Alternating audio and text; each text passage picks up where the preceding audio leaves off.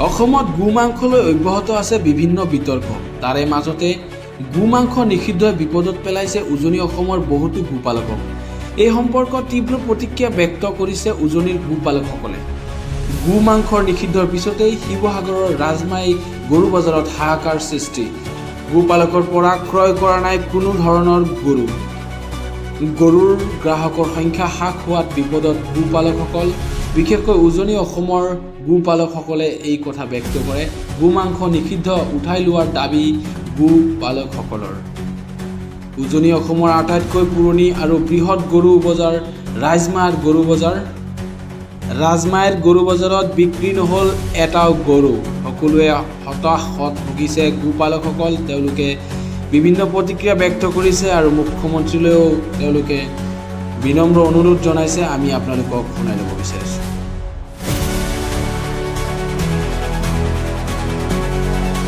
সুবিধা হৈছে যে আমি ৰাজমাই বজাৰখন আমাৰ উজনি অসমৰ একমাত্ৰ পশুধন বজাৰ। আমি এইখন বজাৰতে সমগ্ৰ ডিব্ৰুগড়ৰ পৰা তিনিচুকীয়া শিৱসাগৰ আমি সকলো গোটেইকেইখন জিলা লগ হৈ গোটেই সমগ্ৰ ব্ৰহ্মপুত্ৰ নদী কিনাৰত থকা 2 পাৰৰ গৰু এইখন বজাৰতে কিনা বেচা কৰি আমি জীৱিকা উপাৰ্জন কৰি আছোঁ। কাৰণ আজি আমি এইখন বজাৰলৈ আনিছিলোঁ গৰু।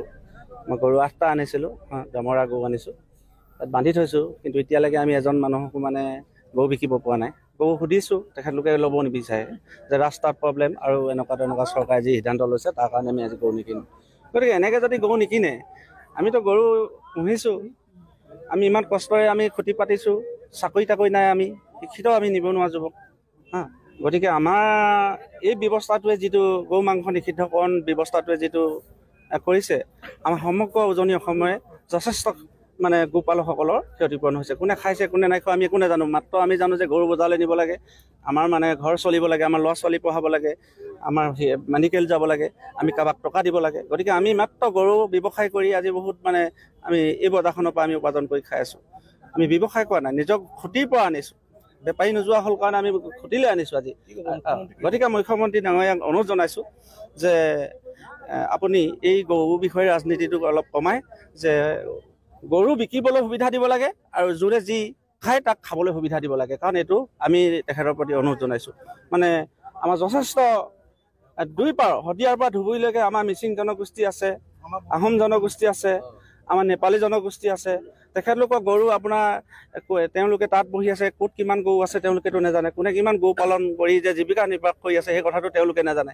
গতিকে আমি অনুৰোধ জনাইছোঁ যে এই উজনি অসমৰ একমাত্ৰ ৰাজমাই বজাৰখনৰ যি আমি গৰু বিকা কিনা কৰি খাই আছোঁ, ইয়াত যাতে তেওঁলোকে বাধা প্ৰদান নকৰে, আমাক শান্তিৰে জীৱন যাপন কৰিবলৈ যাতে পৰিয়াল পোহপালন কৰিবৰ কাৰণে গৰু পালন কৰি থাকিবৰ কাৰণে আমাক সুবিধা কৰি দিয়ে। এই মুহূৰ্তৰ ওচৰত আমি হিমন্ত বিশ্ব শৰ্মা অসমৰ মুখ্যমন্ত্ৰী ডাঙৰীয়াক আমি অনুৰোধ জনাইছোঁ। কিহৰ কাৰণে বন্ধ হ'ল আপোনালোকে সংবাদ প্ৰচাৰ মাধ্যমে এই বস্তুটো কমপ্লিটলি জানে কেলে কৈছোঁ আপোনালোকক কৈ পেলাই দুখ দি পেলাই কোৱা নাই মই। জানে আপোনালোকে আমাৰ যি 5টা সমষ্টিত যি উপ নিৰ্বাচন হৈ আছিলে আৰু মেইন সমষ্টিটো হৈছিলে কি আপোনাৰ চামগুৰি সমষ্টি। চামগুৰি সমষ্টিত আপোনাৰ ৰকিবুল হুছেইনৰ পিতাই হাৰি গ'ল। হাৰি যোৱাৰ পিছত তেওঁ মানসিক হেৰাগ্ৰস্তত ভুগি পেলাই তেখেতে ক'লে যে আজি বিজেপিয়ে গৰু কাটি নিৰ্বাচনী বৰ্তনী পাৰ কৰি জিকিলে। কথাটো তেনেকুৱা পৰা বস্তুটো বাকযুদ্ধ হ'ল মুখ্যমন্ত্ৰী আৰু ৰকিবুল হুছেইনৰ পৰা। আৰু আপোনালোকে প্ৰচাৰ মাধ্যমে কৈ আছিলে যে এই বস্তুটো এতিয়া নিৰ্বাচনৰ পৰা এই বস্তুটো এনেকুৱা এটা হৈছে, এইটো গৈ পেলাই পাছত কি ৰূপ লয় আমি পাছতহে ইয়াৰ দেখনীয়টো হ'ব। হয়, এতিয়া আমি দেখি পাইছোঁ যিহেতু এটা ডাঙৰ ৰূপ ল'লে।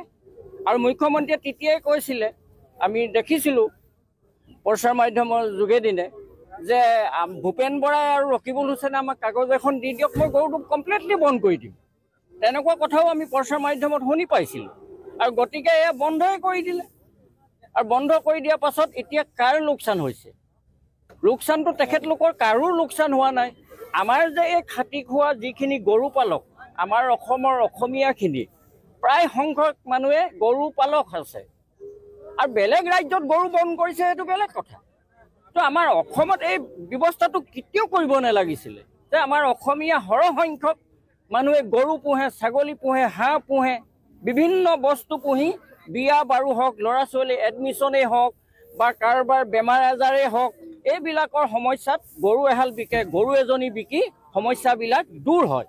আৰু গতিকে এই বস্তুটো যদি মুখ্যমন্ত্ৰীয়ে যদি বন্ধ কৰিবলৈ হয় আৰু কাৰ লোকচান হ'ব তেখেতে সেইটো নিজে বিবেচনা কৰি চাব। আৰু আপোনালোকৰ প্ৰচাৰ মাধ্যমেৰে সেটি মই অনুৰোধ কৰিম তেখেতক, মুখ্যমন্ত্ৰীক, যে আপুনি ঠিক আছে আপুনি বন্ধ কৰিছে কাৰোবাৰ ৰাজনীতি পক্ষকোটত, আমি সেইটো বেয়া পোৱা নাই, কিন্তু লোকচান হ'ব কাৰ? আপোনাক অনুৰোধ কৰিছোঁ যাতে আপুনি এই কামটো কেতিয়াও নকৰিব। আমাৰ অসমীয়া খাটি খোৱা যিখিনি গৰু পালক আছে এইখিনি বহুত বিধ্বস্ত হৈ যাব।